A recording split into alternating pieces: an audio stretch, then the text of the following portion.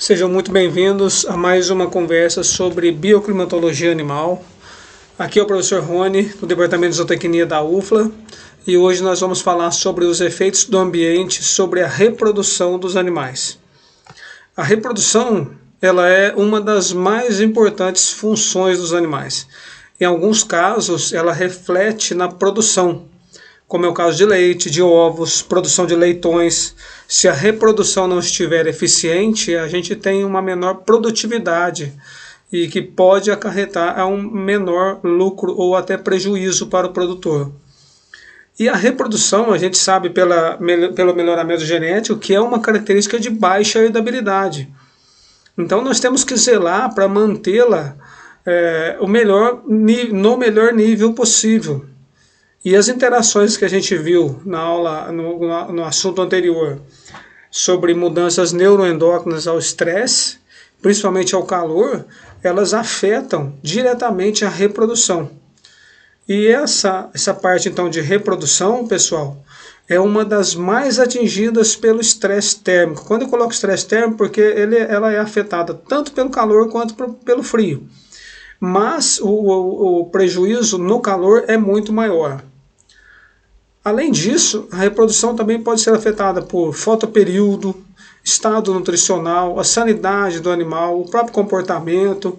Alguns animais apresentam reprodução sazonal, outros apresentam reprodução contínua. Então é importante que a gente tenha noção desses episódios fisiológicos que afetam, episódios ambientais que afetam a fisiologia dos animais. Para algumas espécies, aí, as crias que nascem na época de maior disponibilidade de alimentos, elas vão garantir, essa maior disponibilidade de alimentos vai garantir a mãe maior quantidade de nutrientes para criar o filhote, para fazer com que a cria seja com sucesso. E existe então nos animais uma prioridade funcional. Em uma situação de estresse, a primeira opção do animal é sobreviver. Então ele pensa na mantença. Se ele já conseguiu atender a essa demanda de nutrientes e energia para a mantença, ainda sobrou alguma coisa, aí ele vai priorizar a reprodução. Se ainda, numa situação de estresse, ele já atendeu a mantença, já atendeu a reprodução e ainda sobrou nutrientes e energia, aí ele vai atuar crescendo, vai atuar aumentando a sua produção. Então veja, uma fêmea jovem, seja uma novilha, seja uma marrã suína, que ainda está em crescimento, ela só vai conseguir atingir um crescimento corporal quando ela já tem a exigência de mantença, a exigência de reprodução atingida. Então veja, os animais que já estão com a produção afetada, influenciada pelo calor, é sinal de que eles estão tentando manter a reprodução e tentando manter a mantença. Então, quando você observa uma queda de produção numa vaca leiteira no calor, pode ser que ela esteja tentando manter somente a sobrevivência e a reprodução. Mas se a reprodução, o estresse for tão intenso, ela pode perder a sua produtividade, pode piorar a sua reprodução, tentando apenas sobreviver. Tá certo? Então existe uma prioridade funcional. E nós separamos aqui, para ficar mais didático, os efeitos sobre os machos e sobre as fêmeas. Não que um seja mais importante do que o outro, mas ambos serão destacados didaticamente dessa maneira, tá certo? Então, sobre os machos, a gente vai observar principalmente efeitos mais intensos no calor. A gente vai observar atraso de puberdade, diminuição de libido, piora na qualidade do sêmen, porque os testículos perdem peso, e se for um estresse bem intenso, os tubos seminíferos podem entrar em degeneração. E os machos, a gente já conhece que eles têm essa termorregulação testicular. Veja, o bovino realiza isso muito bem, o equino também. Então, essa termorregulação vai fazer com que o calor que chegue até o testículo seja menor. Os testículos eles têm que estar entre 4 a 7 graus abaixo, em temperatura em graus Celsius, abaixo da temperatura corporal. Então, O testículo tem que fazer com o corpo do animal, ele é trabalhado nesse sentido. Veja você que na situação de calor, os testículos vão estar mais pendulosos, vão estar mais distantes da cavidade abdominal naqueles animais que conseguem fazer isso. Como é o caso do cão, é o caso do touro, é o caso do cavalo. Né? Agora, o suíno já não consegue fazer pela posição perineal que tem ali da bolsa testicular. E ainda a gente não pode esquecer que o próprio testículo tem um calor a ser dissipado. Então há um mecanismo de contracorrente ali, há diversos outros mecanismos que auxiliam, principalmente no caso da bolsa escrotal. Veja, ela tem a pele mais fina, não há acúmulo de gordura, por mais obeso que esteja o animal, não há acúmulo de gordura nessa região para facilitar a termólise. A pele é altamente vascularizada, tem muitas glândulas sudoríparas, há uma anastomose arteriovenosa muito eficiente na dissipação de calor e os outros componentes de formação aí, que seria a túnica dartos e o músculo cremaster, que ajuda o testículo a ficar mais distante da cavidade abdominal e facilita a dissipação de calor. Veja que touros, aqueles que apresentaram testículos mais pendulosos, ou aqueles que apresentam uma capacidade de estender esses testículos em relação à cavidade abdominal, são mais resistentes ao calor. E pesquisas já mostraram que se aquecer o testículo de um touro a 35 graus Celsius, a resposta do animal em aumentar a frequência respiratória, ou seja, em mostrar que estava em estresse por calor, foi muito mais intensa do que quando se aqueceu o flanco do indivíduo. Ou seja, os testículos são muito sensíveis ao calor, e muito mais sensíveis ao calor do que ao frio. O aquecimento dos testículos de um suíno, de um bovino, de um carneiro, ele provoca diminuição da mortalidade espermática, aumento de formas anormais de espermatozoides, redução no volume total de sêmen. E algumas pesquisas já mostraram, como essa que eu coloco para vocês aí de baixo, de ovinos da raça merino, veja animais com muita lã na bolsa escrotal e com pouca lã, tosqueados aí a 2 centímetros. O número de ovelhas cobertas, bem parecidos, mas veja a taxa de concepção. Foi muito maior naquelas que os testículos dos ovinos foram tosqueados, ou seja, facilitava a dissipação de calor. Então a taxa de concepção ela subiu para 84% em relação àqueles outros ovinos que tinham mais lã, que era de 72% apenas. Então o produtor ganhou aí 8% de reprodução, de favorecimento na reprodução, só facilitando a dissipação de calor pelos testículos. E outra coisa, a temperatura do macho é importantíssima. Veja que a fêmea não estava em estresse por calor no momento do cio, mas os machos carneiros estavam. Então veja, quanto mais quente, isso aqui é a temperatura retal, esses valores aqui de 38, 38,5 até 40, quando os machos estavam mais quentes, ou seja, estavam em estresse por calor, olha a porcentagem de concepção das fêmeas como caiu. As fêmeas estavam em conforto térmico, somente os machos estavam com calor. E veja aqui um ponto importante da gente notar, que touros mantidos por 5 semanas a 29 ou a 32, a 38 graus Celsius, os efeitos prejudiciais perduraram por um tempo grande, que seria o tempo necessário à espermatogênese completa. Suínos do touro, né? Suínos a 33 graus Celsius, se eles ficaram nesse ambiente por 3 dias, eles tiveram piora na motilidade, no volume, na concentração e morfologia dos espermatozoides produzidos.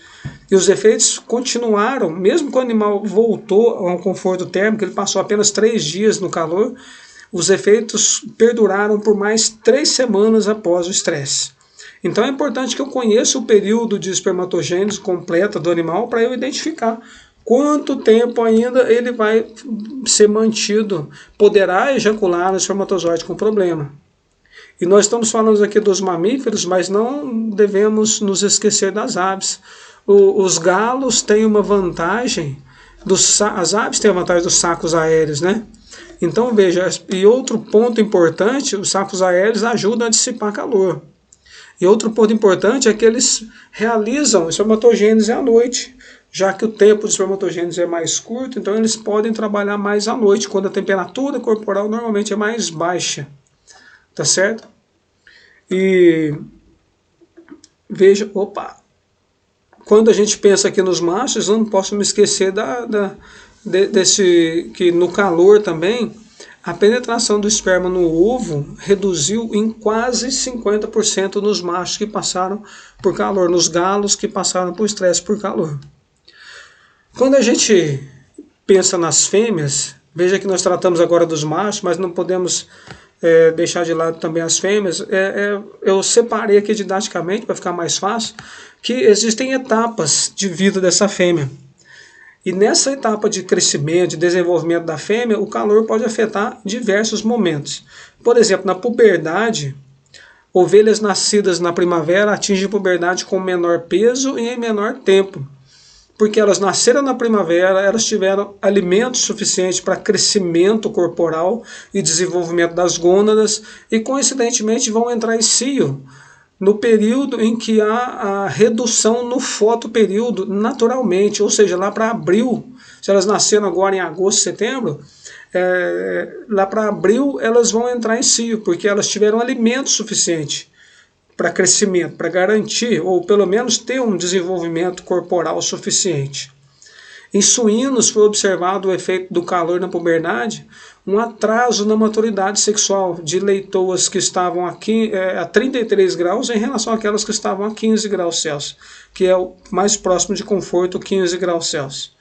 Bovinos, vejam que novilhas a 27 graus Celsius de ambiente atingiram a puberdade aos 13 meses, enquanto as companheiras que estavam a 10 graus Celsius, mais próximas do conforto, atingiram a puberdade 3 meses antes.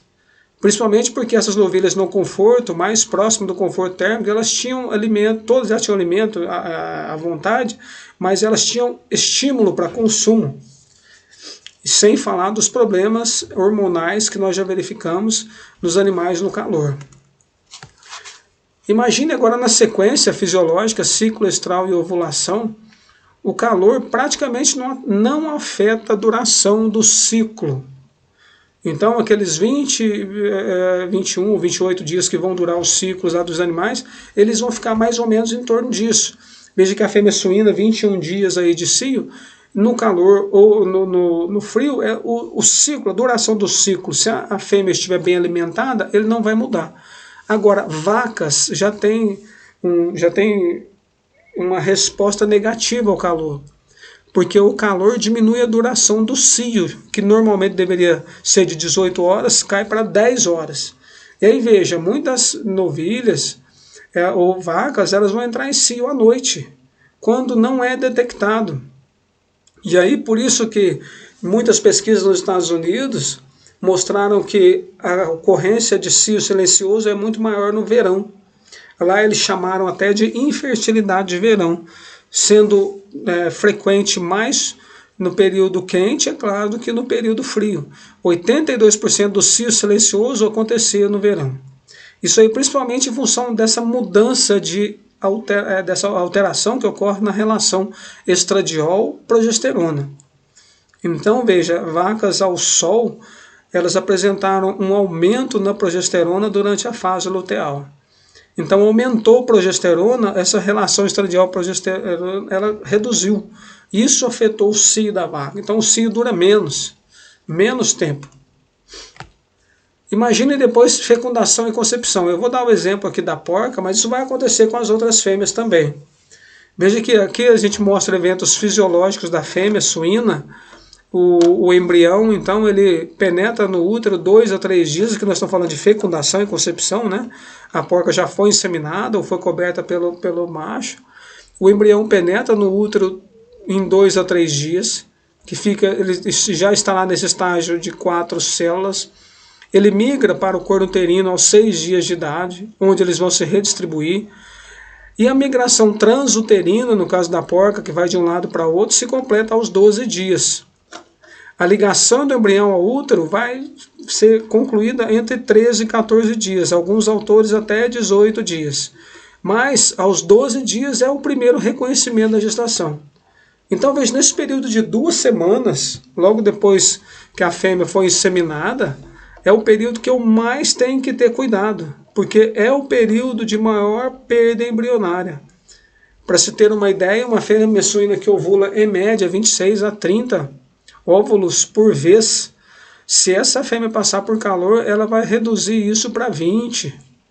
Então veja, reduzindo o número de ovulações, reduz fecundação, reduz concepção, principalmente se tiver nesse período aí de até as 2 primeiras semanas de gestação. Então o início da gestação é muito complicado, eu tenho que ter um cuidado maior com a fêmea.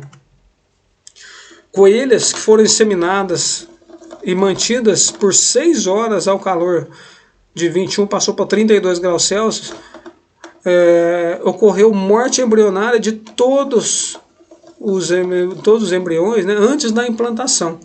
E veja, 6 horas somente de calor, que às vezes é o que acontece aí durante um dia de estresse por calor, lá no galpão da cunicultura. Vacas, vejam aqui, embriões e tecidos uterinos já conseguem produzir HSP, que nós vimos lá, não só a 70 quanto a 27. Então há uma certa tendência à sobrevivência. Mas o período de risco, assim como a fêmea suína, pode considerar praticamente as 2 primeiras semanas após a cobertura ou a inseminação. No calor, na fêmea bovina, a concepção bloqueia a regressão do corpo uterino pela produção de proteína antiluteolínica, a chamada BTP1, proteína trofoblástica bovina.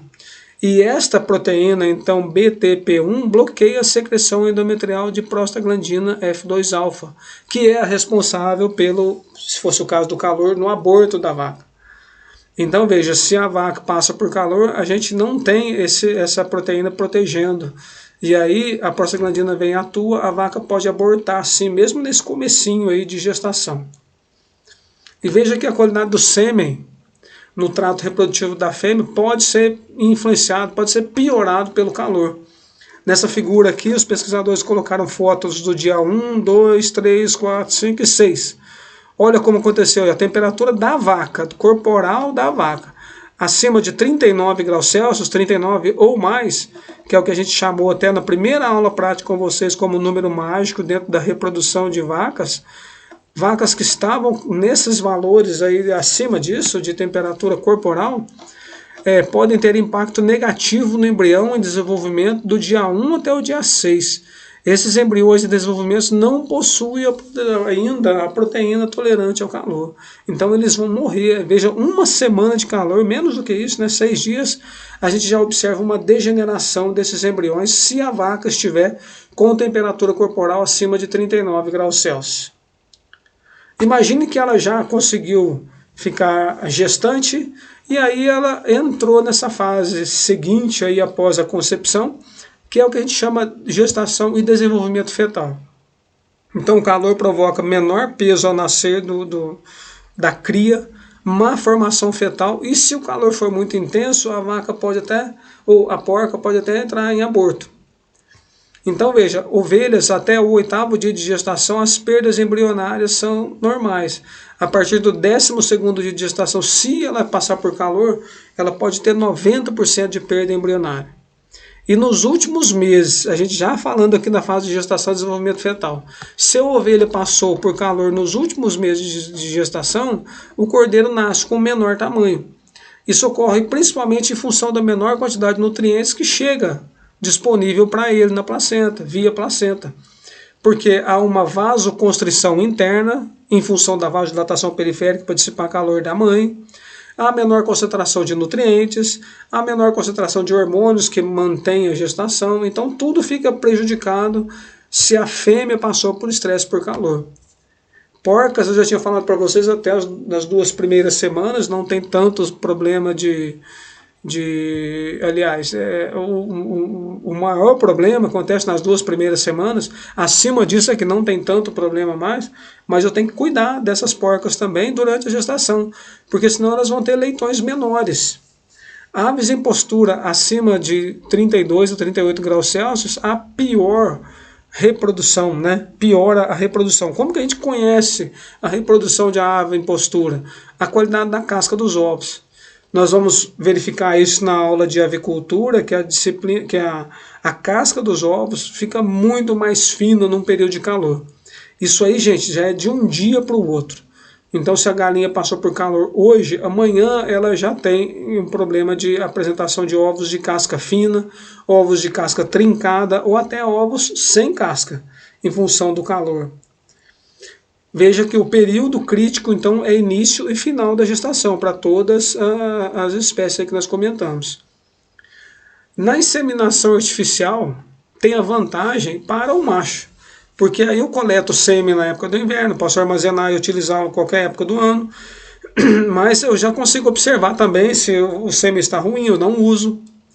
Mas veja, no momento da inseminação, se a receptora, o animal, a fêmea que está recebendo o sêmen, estiver com temperatura retal elevada, a eficiência do processo diminui. E veja que eu já comentei isso com vocês, touros, zebu, que foram mantidos no calor por 36 graus Celsius, 54 dias, ou seja, quase 2 meses depois, ele ainda estava ejaculando sêmen com problema, espermatozoide com problema. Então o retorno da qualidade do sêmen do touro estresse por calor vai depender da intensidade do estresse, mas considera aí pelo menos uns 60 dias de recuperação depois que ele saiu do estresse. Tá ok? Quando se fala em transplante de embriões, o aumento da temperatura, tanto da doadora quanto da receptora, vai prejudicar aí a situação, pensando em calor. Então, o aumento da temperatura nos 3 dias após o cio prejudica a doadora, e o aumento da temperatura no embrião reduz a sua sobrevivência. Então, se ele for colocado numa fêmea que está com temperatura mais alta, ele vai ter a sobrevivência reduzida. E as modificações ambientais que eu tenho que fazer para melhorar a eficiência reprodutiva. Então, tudo que nós aprendemos de modificação ambiental primária e secundária, eu tenho que pensar em utilizar. Veja, eu dei 2 exemplos aqui. Você quer diminuir o calor e a taxa de concepção de vacas, então, em estudos, mostrou que ela aumentou 39% com o uso de condicionadores de ar. E ela aumentou 28% com o uso de resfriadores no período da noite. Esse trabalho foi feito no Nordeste do Brasil. Então, é claro que o ar-condicionado melhorou muito, mas será que ele tem esse benefício? Será que ele paga esse custo? Então, o que eu chamo a atenção para vocês aqui é com relação à natureza do ambiente, olha a economia do sistema e veja a facilidade do manejo.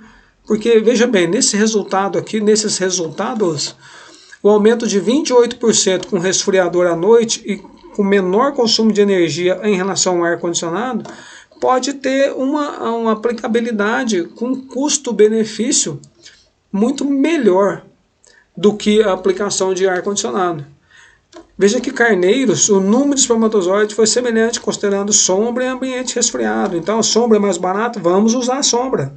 Eu quero, com essa slide aqui, deixar para vocês o recado que olhe a economia do sistema, olhe a facilidade do manejo e veja quais são os benefícios práticos que aquela intenção sua vai levar. Com aquela mudança ambiental, mudança com o sistema, mudança com manejo, mudança com alimentação, mudanças primárias ou secundárias, o que você deve indicar para o produtor tem que ter economia, tem que ser de fácil manejo e tem que levar benefícios práticos, porque senão não vale a pena fazer a modificação, ok? O nosso objetivo aqui foi trazer para vocês algumas, pelo menos incitá-los a estudar um pouco mais sobre os efeitos do calor e do frio na reprodução de machos e fêmeas. E eu deixo o material no campus virtual para vocês darem uma olhada com mais calma depois. E nós vamos estudar nosso próximo encontro, na próxima conversa, o efeito da ambiência sobre a nutrição dos animais. Eu agradeço a atenção de vocês e até a próxima.